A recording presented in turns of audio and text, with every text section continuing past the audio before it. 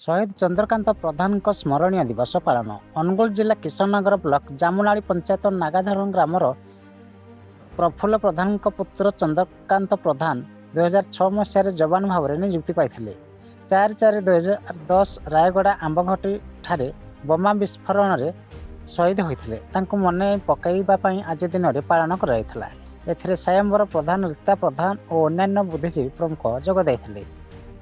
बइंडा city Sanjay Tangi को report news Odisha TV. Programme हो कौन पे हो का पे हो आज जो प्रोग्राम हो शहीद चंद्रकांत को वार्षिक उत्सव होची तेणु ये प्रोग्रामटा चालू अच्छे। केतम सदवार्षिक ये 16तम श्राद्धवार्षिकी उपलक्षे प्रोग्राम चलती।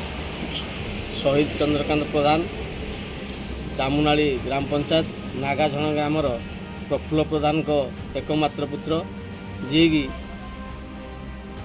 2006 मसीह आमर पुलिस डिपार्टमेंट रे जॉइन करथिले किंतु दुर्भाग्यवशतः से 2010 मसीहा एप्रिल 4 तारिख आमर ओडिशार बैपारीगुड़ा ठारे बैपारीगुड़ार आंबघाटी ठारे शहीद हो जाइथिले। तेणु से शहीद को उपलक्षे आमर जामुनाड़ी ठारे शहीद पीठ स्थापन होता सबु वर्ष पालित हो एप्रिल 4 तारिख।